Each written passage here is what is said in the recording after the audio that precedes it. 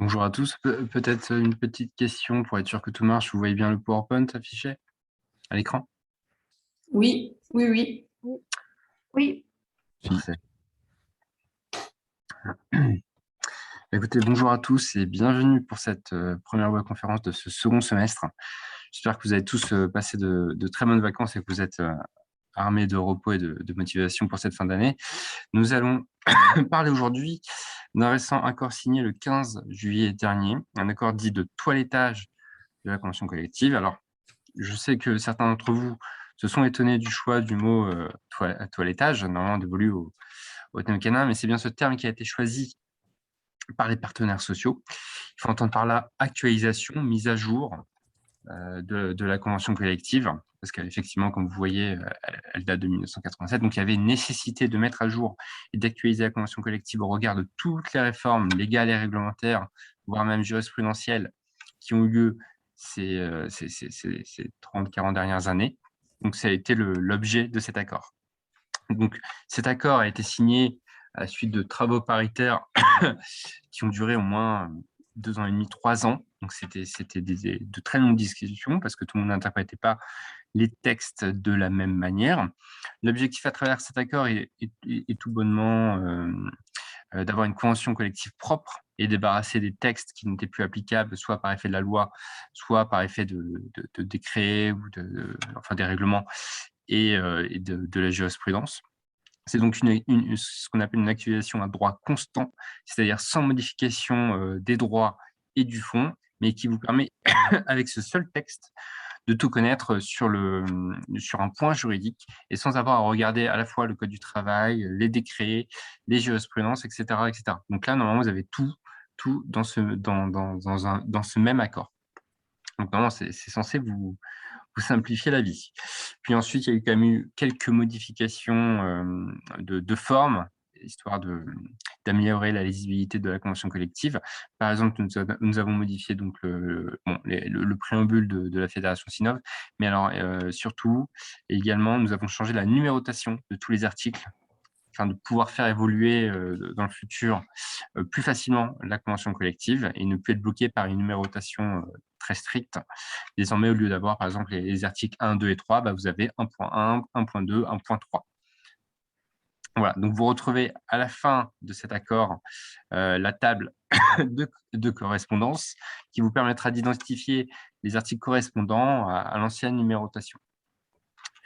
Nous avons gardé la séparation de la convention collective par thématique, hein, naturellement, hein, ça fonctionne par titre. Donc voilà, le titre sur les congés, le titre sur les maladies, le titre sur les déplacements, et cetera, et cetera. Maintenant, maintenant que nous avons vu la forme, parce qu'il y a vraiment il y a que ça à retenir sur la forme, et ça va être l'occasion, on va parcourir les points de fond de cet accord. Ça va effectivement nous permettre de reparcourir les points essentiels de la convention collective. Donc, je vais passer sur les 2 premiers titres de la convention collective parce que voilà, ça ne concerne que le champ d'application, donc les codes NAF n'ont pas changé, et la liberté d'opinion syndicale, donc ça non plus, ça n'a pas bougé.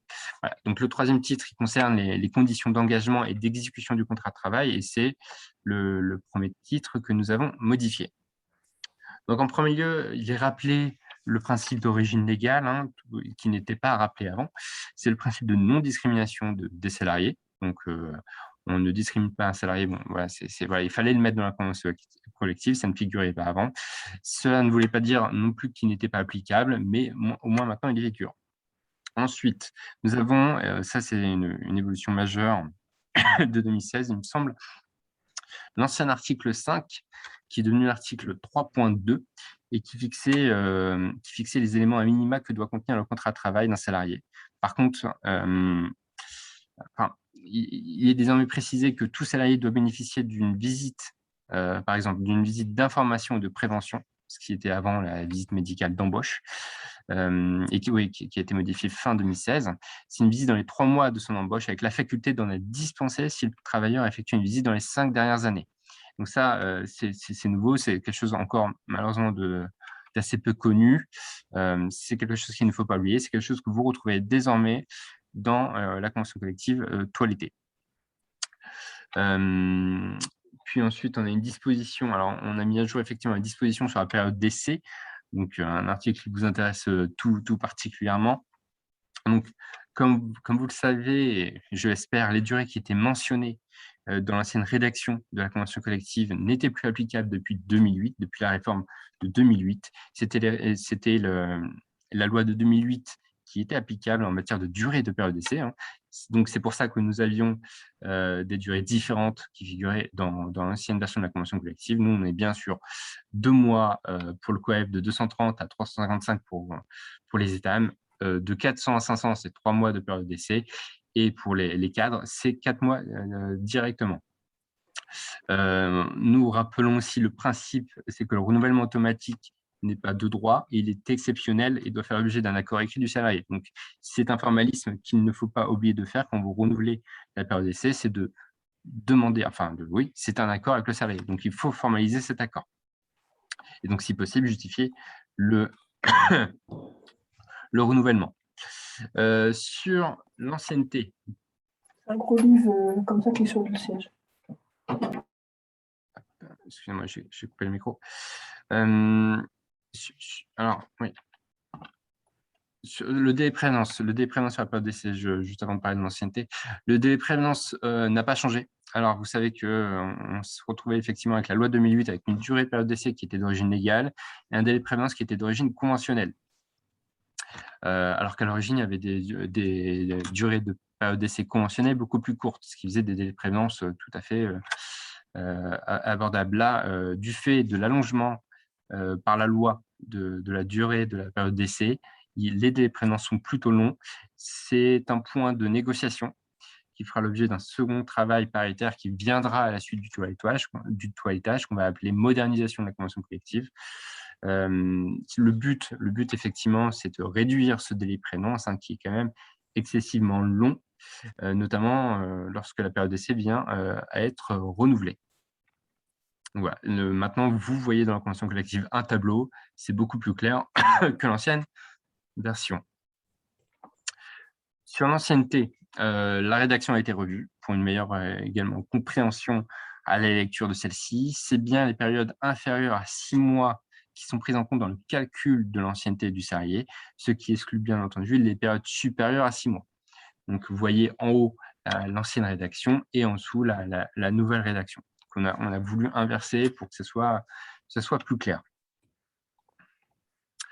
Voilà, donc c'était le titre 3, le titre qui a fait l'objet de pas mal de débats et de modifications. Nous allons passer maintenant au titre 4, que nous avons déjà renommé. Il est passé de résiliation en rupture du contrat de travail. L'objet de ce titre est bien de recenser les différents modes de rupture du contrat de travail. On a les modes de rupture à l'initiative du salarié, bien entendu la démission, de l'employeur, le licenciement, et aussi les modes de rupture d'un commun accord avec la rupture conventionnelle. Nous y avons appelé l'entière procédure de licenciement, que j'espère que vous maîtrisez, mais en tout cas maintenant ça figure dans la convention collective. Le préavis n'a pas changé. Nous avons effectivement retravaillé la façon d'écrire et de montrer les durées pour que ça soit plus aux yeux à la lecture, mais sinon ça n'a pas changé en termes de durée. Alors, sur l'indemnité de licenciement. Alors là, par contre, il y a eu un changement. Comme vous le savez, les ordonnances Macron avaient modifié la formule de calcul en 2017, en passant de 1/5 par mois par année d'ancienneté à 1/4 de mois par année d'ancienneté et 1/3 au-delà de 10 ans. Donc, là, une formule qui était beaucoup plus avantageuse pour les salariés, l'ancienne formule légale n'étant plus applicable. Et en parallèle, nous avions effectivement les formules conventionnelles, à la fois pour les TAM et pour le cadre. Nous avons mis à jour. Pourquoi? Parce que tout simplement, l'ancienne formule pour les ETAM était, quoi qu'il arrive, moins favorable que la formule légale. Donc, nous avons mis pour les ETAM la formule légale, parce que c'est celle-là qui, de toute manière, sera applicable. Et pour les cadres, par contre, nous avons gardé l'ancienne rédaction, parce que la formule de calcul est plus avantageuse que la formule légale. Donc, n'oubliez pas, hein, quand vous calculez l'indemnité de licenciement, il faut bien calculer les deux, à la fois l'indemnité légale de licenciement et à la fois l'indemnité conventionnelle. Vous prenez la plus favorable des deux pour la verser aux salariés. Donc, nous avons mis à jour cet article qui amenait souvent des questions qui auraient pu causer aussi des risques juridiques ou des erreurs. Voilà, donc maintenant, c'est très clair. L'État a l'indemnité à la même formule que l'indemnité légale de licenciement. Comme ça, il n'y a plus d'erreur. En revanche, oui, petite précision sur l'assiette de calcul du salaire de référence. L'assiette de calcul reste inchangée. Ce n'est pas la même que l'indemnité légale. Vous savez, les 12 mois précédant la rupture du contrat de travail. Et on fait une moyenne. Là, l'assiette n'a pas changé. Ça veut dire qu'on exclut toujours les majorations pour heures supplémentaires au-delà de l'horaire normal de l'entreprise, ainsi que les majorations de salaire ou les indemnités liées au déplacement. Donc, on ne prend que le salaire de base. C'est très spécifique. Donc, il faut vraiment faire attention quand on calcule l'indemnité conventionnelle de licenciement, donc avec la formule de la convention collective, on prend bien l'assiette de la convention collective. On ne prend pas l'assiette légale. Par contre, on calcule l'indemnité légale avec l'assiette légale. Voilà. Donc, on prend la plus favorable des deux. C'est pour bien séparer les deux raisonnements. Ensuite, toujours sur ce même titre, sur la rupture du contrat, nous avons actualisé, mis à jour les modes de rupture liés à la retraite des salariés. Hein. C'est quelque chose qui datait un peu. La loi de 2010 avait changé certaines procédures. Donc, la mise à la retraite, il faut savoir que c'est désormais impossible avant 65 ans, donc depuis cette réforme de 2010. Donc, nous l'avons mis effectivement dans la convention collective. La mise à la retraite n'est possible qu'avec l'accord du salarié à partir de 65 ans, et à 70 ans, ça peut être fait de manière unilatérale. Maintenant, c'est clairement expliqué avec les bons chiffres, le bon âge dans la convention collective totalité. Donc, il n'y aurait plus d'erreur possible. En termes d'indemnité, nous avons rappelé une règle qui existait déjà dans la CCN, mais qui était peut-être mise au mauvais endroit, c'est qu'en cas de mise à la retraite, c'est bien l'indemnité à verser est bien égale à celle de l'indemnité de licenciement que nous avons vue juste avant. On va passer au titre 5, qui est la continuité, la même continuité dans l'ancienne convention collective, mais le titre 5 sur les congés. Alors, depuis 2017, vous savez que le Code du travail prévoit pour les salariés nouvellement embauchés que leurs congés payés peuvent être pris dès l'embauche. Donc, on appelle ça des congés pris par anticipation, alors que l'ancienne règle voulait que les salariés terminent la première période d'acquisition des congés payés. C'est pour ça que la légende, enfin, il y avait un courant de pensée qui disait que les salariés ne pouvaient pas prendre de congés payés la première année de leur contrat. Cette règle a été actualisée à la suite de la réforme de 2017. Nous l'avons mis directement dans la convention collective afin que les salariés et les employeurs connaissent cette règle, c'est-à-dire aient le droit de prendre des congés payés dès l'embauche, pas attendre la fin de la première période d'acquisition. Nous avons également rappelé les règles sur le fractionnement des congés payés. Alors, pour rappel, ce sont des jours supplémentaires de congés payés acquis par le salarié lorsque les congés payés sont posés en dehors de la période du 1er mai au 31 octobre. Initialement, l'ancienne rédaction rappelait que c'était pour les congés payés posés à la seule initiative de l'employeur et non à l'initiative du salarié. Mais la jurisprudence a confirmé à de nombreuses occurrences la position très stricte du Code du travail, qui est que ces jours de fractionnement sont de droit, peu importe qui est à l'initiative, hein, donc que ce soit à la demande de l'employeur ou du salarié. Et donc, c'est une règle que nous avons désormais mis dans la convention collective pour plus qu'il y ait d'erreurs et de contentieux sur le sujet. Désormais, dès qu'il y a des congés payés posés en dehors de cette période, 1er mai, 31 octobre, et peu importe de qui c'est à l'initiative, cela génère des jours de fractionnement, donc des jours de congés supplémentaires, comme vous voyez à l'écran. Voilà, donc c'était vraiment pour vraiment sécuriser la pratique. Nous avons également rappelé à l'article 5.4 la nécessaire consultation du comité social et économique lorsque vous en avez un, pour établir les congés payés des salariés. C'est quelque chose qui est rarement fait. Il faut consulter le comité social et économique lorsque vous procédez, par exemple, à la fermeture de l'entreprise ou que vous procédez à l'établissement d'un ordre de départ de vos salariés. C'est juste une simple consultation, il ne faut pas son approbation, mais c'est quelque chose qu'il faut faire, en tout cas dans la procédure. C'est pour ça qu'il faut s'y prendre pas mal de temps à l'avance, parce qu'après, il faut en informer les salariés que vous avez, vous savez qu'il y a 2 mois, hein, pour qu'ils soient informés de leurs congés payés. Donc voilà, c'est quelque chose que nous avons rappelé, c'est quelque chose qui est nécessaire de faire et qui était vraiment très, très peu souvent fait. Ensuite, nous avons aligné le congé paternité et le congé maternité dans le calcul des droits à congés payés. Donc ça, c'est une règle du code du travail, pour pas que vous oubliez ces périodes dans la prise en compte dans le calcul des droits à congés payés, hein. Donc voilà, comme si en fait le salarié avait continué à travailler, qu'il soit en congé paternité ou congé maternité. Alors ensuite, oui, dernier point sur les congés. Un article qui a été bien modifié à la suite des réformes légales, hein, sur les congés exceptionnels. C'est l'ancien article 29 de la convention collective.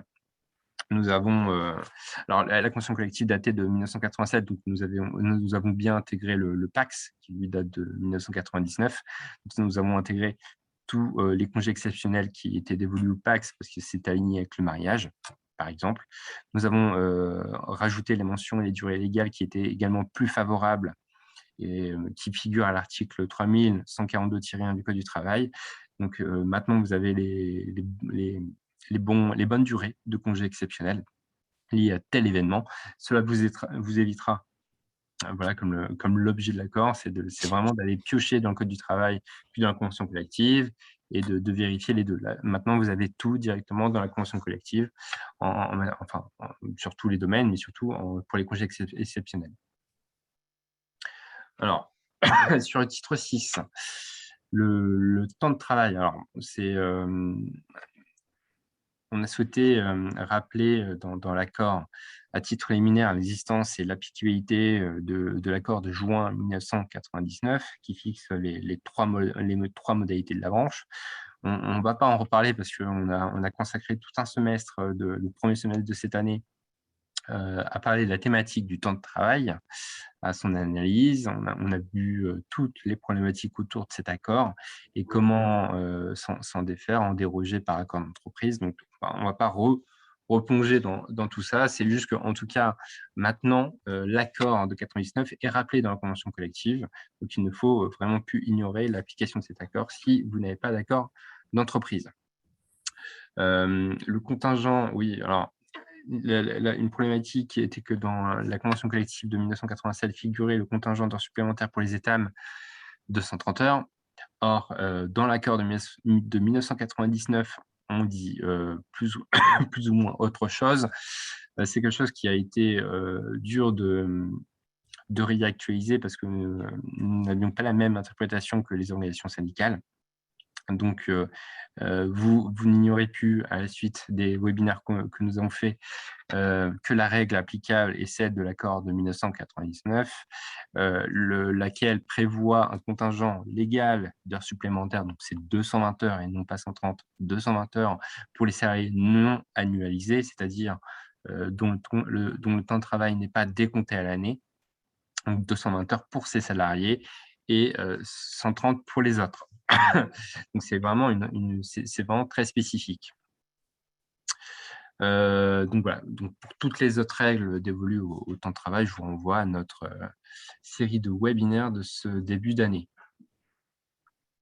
Je parlais brièvement aussi du travail dominical et de nuit. Donc là, pareil, ça a été mis à jour, mais de manière très succincte. Pourquoi? Parce que ces deux thèmes qui ont été sélectionnés comme des thèmes futurs de négociation dans le cadre du travail de modernisation de la convention collective.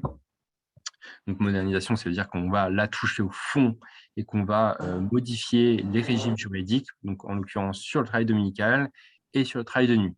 Vous savez là que les seules dispositions, et vraiment je le répète, les seules dispositions de la convention collective sur le travail le dimanche et sur le travail de nuit ne vous permettent pas, en toute sécurité, alors s'il vous plaît, juste coupez vos micros en dehors de vos interventions. Les seules dispositions de la convention collective sur le travail de nuit et sur le travail le dimanche ne vous permettent pas d'y recourir. Donc, il vous faut des formalités. Il vous faut un accord d'entreprise dans les 2 cas et une autorisation administrative. Une autorisation préfectorale pour le travail dominical et une autorisation de la DRETS pour enfin de l'inspection du travail pour le travail de nuit. Donc, n'oubliez pas tout ça. Vous retrouvez nos fiches pratiques sur le site de la Fédération SINOP sur le sujet. N'hésitez pas à consulter nos services également si vous avez une question sur ces points-là. C'est quelque chose vraiment qui, je sais, pose problème, donc n'hésitez pas. On va passer au titre 7. Excusez-moi. Est-ce que vous savez quand est-ce que vous allez vous mettre autour de la table justement sur ces 2 sujets-là ou pas? Oui, j'en parlerai à la fin de mon intervention, mais ces 2 sujets seraient amenés à être discutés. Le premier, c'est en janvier 2022 et le second, ça doit être le second semestre 2022. Allô? Merci. Oui, merci. Donc, on passe désormais au titre 7, donc sur la rémunération. C'est une question alors, oui, souvent posée, mais sur quelle durée se basent les salaires minimaux conventionnels? La durée, c'est bien celle légale ou conventionnelle, donc c'est bien les 35 heures. Donc, les minima se calculent, enfin se référencent bien aux 35 heures. Ça ne prend pas en compte les potentielles heures supplémentaires. Donc, quelque chose à prendre en compte. Donc, c'est pour ça qu'on a souhaité mettre cette nouvelle rédaction que vous voyez à l'écran.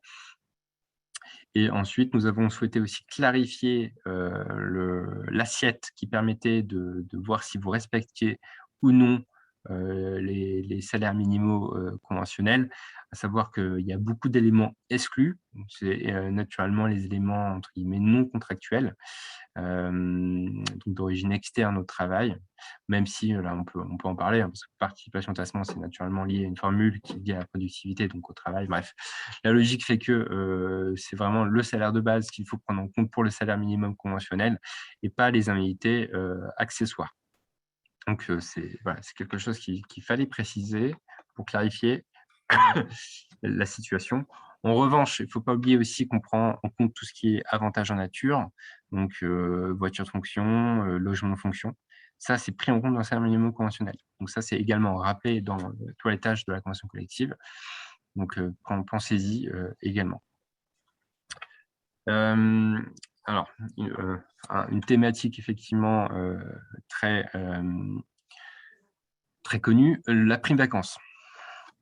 Il nous a paru opportun dans le toilettage de la convention collective d'entériner les règles applicables de la branche sur la prime vacances, issues à la fois de la jurisprudence et de nos avis d'interprétation sur l'ancien article 25 de la convention collective.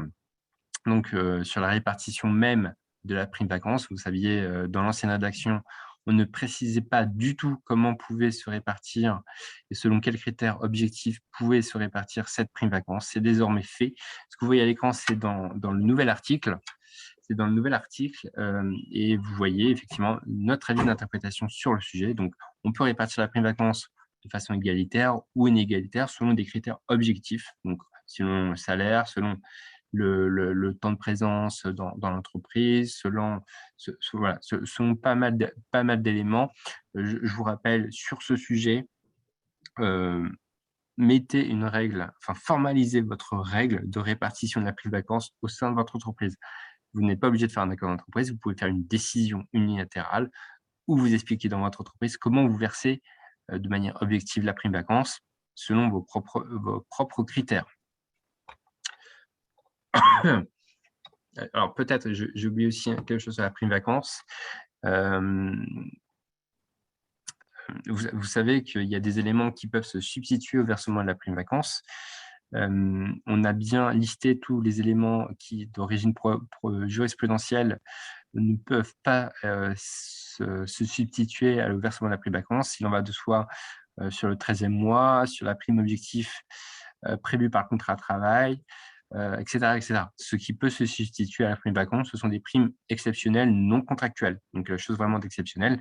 Tout ce qui est prévu de par le contrat de travail, là, ou par la force du travail, tout ce qui est lié au contrat de travail, tout simplement, ne peut pas se substituer. C'est vraiment quelque chose d'exceptionnel qui peut se substituer. Mais quoi qu'il arrive, pour sécuriser le versement de la prime vacances, on vous encourage réellement à mettre sur le bulletin de paye prime vacances. Comme ça, il n'y a pas de problématique de est-ce que c'était substituable ou pas. Et moi, vous avez enlevé la phrase qui disait qu'on pouvait la payer de quelque façon que ce soit. Non, on ne l'a pas retiré. Je n'ai pas tout mis parce que ça prenait beaucoup de place pour le PowerPoint, mais on ne l'a pas tout mis. L'accord, vous l'avez reçu normalement mi-juillet. Si vous ne l'avez pas, Vianney, je ne sais pas si tu es là, mais je propose que tu le mettes en partage dans le chat afin que tout le monde puisse le télécharger. Moi, j'ai une jurisprudence d'il y a quelques années du tribunal sur le fait que les tickets restaurants valent prime de vacances. Oui, par exemple. Confirmé? Ah, il faut que je vois parce que je ne l'ai pas en tête, celle-là. Il me semblait que c'est plutôt sur les chèques vacances. Il faut que je n'ai pas la réponse là tout de suite. Mais il me semble. Merci. Alors, on va passer sur le... Vous voyez, je passe du titre 7 au titre 9, mais parce que le titre 8 de la convention collective ne génère jamais de questions de votre part, jamais de problématique, il n'y a pas de contentieux sur le sujet. Vous savez, c'est sur les brevets et les créations logicielles des salariés.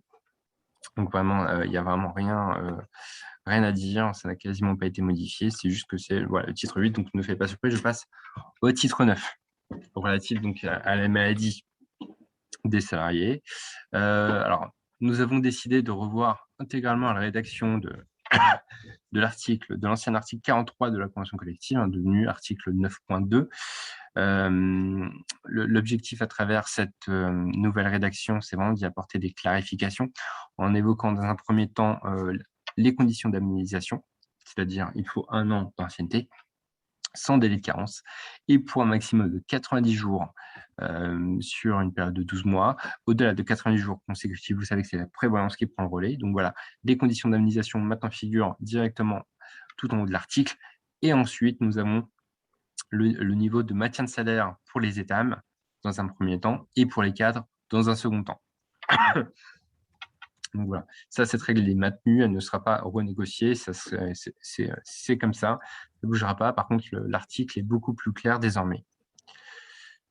Sur ce même titre, nous avons l'article lié à la maternité. Nous avons rappelé une disposition légale qui est que le conjoint salarié de la femme enceinte, donc c'est-à-dire la personne salariée liée à cette personne par soit un pacte, soit par le mariage, soit par le concubinage, et dont la conjointe est en état de grossesse, peut bénéficier de 3 absences pour assister madame dans les examens médicaux obligatoires. Donc, c'est vraiment 3 absences autorisées, non rémunérées.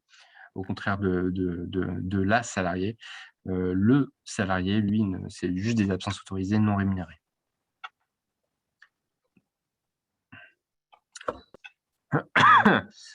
Enfin, on arrive sur la fin de la convention collective et de son toilettage. On a souhaité créer une nouvelle partie entière sur la formation professionnelle, non pas pour y mettre toutes les règles dévolues à la formation professionnelle, parce que dans ce cas-là, la convention passerait de 200 pages à 200 pages. Là, la formation professionnelle, on a souhaité rappeler l'accord à ce jour applicable, qui est l'accord du 31 octobre 2019 relatif au développement des compétences et à l'employabilité. Donc, c'est cet accord que vous devez regarder si vous vous posez une question sur la formation professionnelle. Et nous avons souhaité également rappeler un point essentiel de ces 2 dernières années, c'est la création de l'OPCO Atlas, qui est issue de la fusion du FAFIEC et de l'OCABAYA. Donc, l'OPCO Atlas maintenant figure dans la convention collective, c'est entériné. L'objectif est bien d'apporter la publicité nécessaire pour inciter les entreprises à mobiliser leur OPCO dans toute leur problématique de formation professionnelle. C'est bien votre interlocuteur, l'OPCO Atlas. Donc maintenant, ça figure dans la convention collective. Ensuite, bon, sur les déplacements professionnels, les textes ont subi majoritairement des déplacements, mais pas de nouvelles rédactions. Tout était déjà plutôt très clair et très stoïque. C'est dur de parler de ce sujet avec les organisations syndicales. Les principaux changements sont donc de forme. Nous avons séparé les déplacements en France et à l'étranger. C'est vraiment dans deux parties bien distinctes. Par contre, il y a une partie en commun qui regroupe les anciennes dispositions qui étaient applicables dans les deux situations, déplacement en France et à l'étranger. Maintenant, on a réduit normalement le nombre d'articles pour que vous ayez un tronc commun, déplacement en France et ensuite déplacement à l'étranger. On rappelle bien la nécessité d'un ordre de mission qui est naturellement plus complet quand le salarié part à l'étranger, hein, donc à l'article 12.2, ordre de mission qui peut être le contrat de travail. Mais à l'étranger, on vous encourage réellement de faire un formalisme à part du contrat de travail, donc avec tous les éléments qui sont cités dans la convention collective, ça n'a pas changé. On a également souhaité rappeler la règle liée à l'application d'une clause dans le contrat de travail liée à la mobilité géographique et au refus de l'application de cette clause par un salarié. Donc, c'est quelque chose qui a été très mal rédigé dans l'ancienne rédaction de la convention collective. Vous savez que vous pouvez prévoir une clause de mobilité dans les contrats de travail de vos salariés, que si le salarié ne l'applique pas, que cette clause doit être déjà équilibrée, hein, vous ne pouvez pas tout mettre, mais que si le salarié refuse l'application de cette clause, ça entraîne naturellement un licenciement, et que ce licenciement se base sur le refus d'appliquer le contrat de travail qui a force de loi entre les parties. Et tout ceci est maintenant rappelé dans la convention collective toilettée. Voilà, donc il reste voilà, les quelques détails. On a vu vraiment tout l'essentiel du toilettage de la convention collective. Alors, c'est vrai que là, présenté comme ça en une trentaine de minutes, on peut imaginer que c'est dur d'imaginer qu'il y a 2 ans de travail derrière, mais en fait, il y a vraiment 2 ans de travail derrière, parce que c'est vraiment beaucoup de discussions avec les organisations syndicales pour savoir comment sont les choses interprétées d'un côté et de l'autre, et de s'entendre sur une version commune. Bon, pour des points, c'est facile, pour d'autres, ça ne l'est pas. C'est pour ça qu'il a fallu vraiment beaucoup de réunions et beaucoup de temps pour évoquer tout ça. La date d'application de cet accord, donc de toilettage de la convention collective, c'est l'extension de l'accord, comme d'habitude. Enfin, dans la majorité des cas, c'est toujours l'extension. Sinop vous tiendra naturellement informé de l'extension de cet accord par mail, tout simplement. Néanmoins, le fond, entre guillemets, ne change pas. Donc, toutes les règles que je viens de vous présenter sont déjà applicables à ce jour. C'est juste qu'elles ne figurent pas de manière écrite dans la version de la convention collective. Donc, mais elles sont applicables. Donc, c'était bien de les parcourir, c'est bien que vous les connaissiez. Comme je l'ai déjà évoqué quelques occurrences là dans cette présentation, le toilettage, c'était la première phase, la phase 1 du projet. La seconde phase, c'est la modernisation de la convention collective avec des thématiques qui ont été sélectionnées pendant le toilettage, justement là où on se rendait compte qu'il n'y avait pas de consensus entre représentants salariés et représentants employeurs. Ces thématiques sont mises à l'écran. On a la période d'essai, donc on est pour une renégociation de la période d'essai, notamment du délai de prévenance, comme je vous l'ai dit, qui est excessivement long, parce qu'on a gardé le délai de prévenance conventionnel pour une durée de période d'essai légale qui s'est allongée. L'année de départ à la retraite, le travail dominical, qui est vraiment un gros sujet, ainsi que le travail de nuit. Comme je l'ai dit, on ne peut pas faire appel à ces dispositifs sur les seules dispositions de la convention collective à ce jour. Il faut à chaque fois faire du formalisme supplémentaire. C'est quelque chose qui est vraiment très, très rarement fait, donc qui génère des risques et du contentieux. Notre objectif est vraiment de sécuriser vos pratiques en la matière, et c'est quelque chose qui est important pour nous. Et en plus, quelque chose qui est évoqué régulièrement dans le rapport CPPNI de chaque année. Donc, il nous faut sécuriser ces deux régimes. Voilà.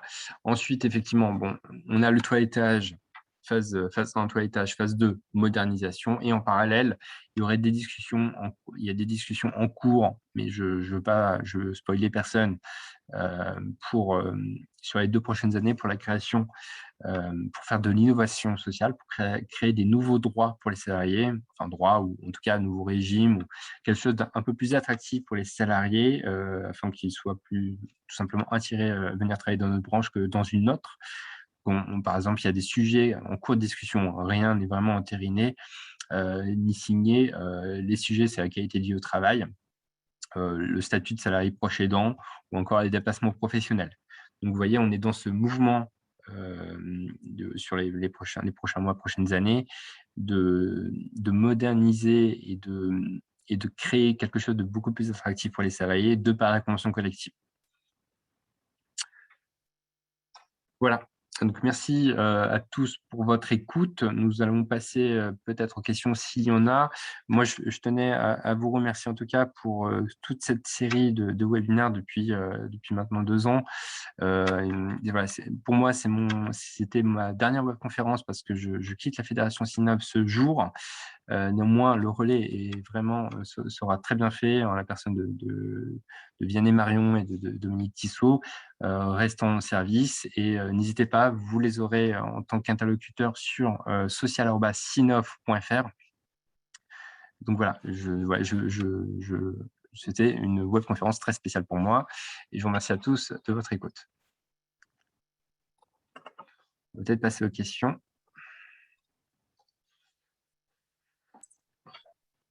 Alors. Oui, je vais vous envoyer la présentation à l'issue de la webconférence. Le délai de prénom, c'est bien entendu extrait. Alors, je suis désolé, je vais prendre dans l'ordre. Le délai de prénom, c'est bien disproportionné, comme je vous l'ai dit. Hein, c'est une semaine par mois de période d'essai. Donc, si on est sur un cadre, donc 4 mois renouvelé une fois avec son accord, on est sur 8 semaines de délai de prénom, ce qui est vraiment énormissime. Le jour de fractionnement, oui, c'est bien ça. C'est seulement pour la modalité 3, parce que la modalité 3, c'est des forfaits jours. Donc, on calcule le nombre de jours de repos dévolus aux salariés au forfait jour chaque année en fonction du nombre de samedis et dimanches qui tombent un jour férié, du nombre de congés payés. Et donc, si vous rajoutez des jours de fractionnement, forcément, le nombre de jours le nombre de forfaits, le jour de forfait diminue.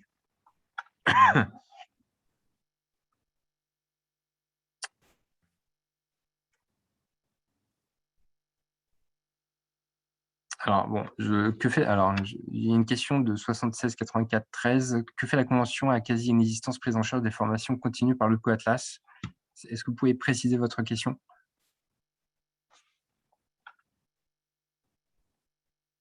Oui, bonjour. Cette année, le Co-Atlas a fortement diminué ses prises en charge. On est à moins de 1 000 € pour une entreprise de 15 salariés. Voilà, c'est assez pénalisant compte tenu en plus de la pression que l'on a, notamment à travers les entretiens professionnels pour que tous les salariés aient accès à la formation. Voilà, c'est... Oui, j'entends bien, c'est quelque chose. Alors, malheureusement, on a revu sur certains dispositifs, notamment le plan TPE, on a revu les critères à la baisse parce que en fait, l'enveloppe qui était destinée à financer les dispositifs de formation sur l'année 2021 était très, très, très largement entamée. Le budget de l'OPCO Atlas, en fait, il est reversé par France Compétences, qui a un budget calculé sur l'ensemble des cotisations. Bref, et il y a une quote-part qui est versée à l'OPCO Atlas. Ce n'est pas une décision même de l'OPCO Atlas ou des fédérations patronales et syndicales. C'est vraiment, malheureusement, les budgets qui sont liés comme ça. C'est la réforme de la formation professionnelle qui amène ce genre de situation.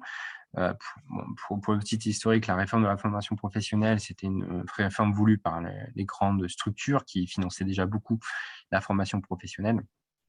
Et malheureusement, on voit bien que cette réforme s'est entre guillemets fait au détriment des petites entreprises qui, elles, ont moins les reins solides pour fournir la trésorerie nécessaire au soutien de la formation de leurs salariés.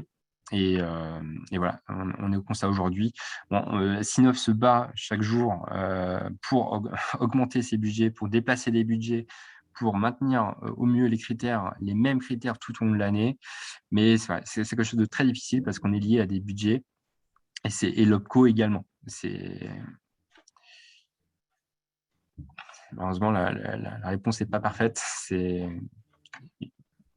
Voilà. Je vous invite vraiment à suivre nos publications sur le sujet, sur la formation, pour que vous puissiez être au courant des opportunités et effectivement des alertes quand tel dispositif va être amené à être baissé, pour en profiter avant justement la dite baisse.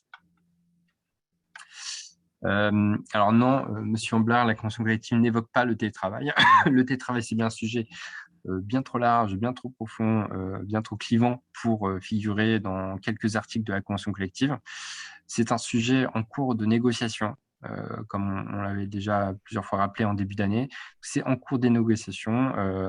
Je ne sais pas si accord demain il y aura, accord de branche sur le télétravail il y aura.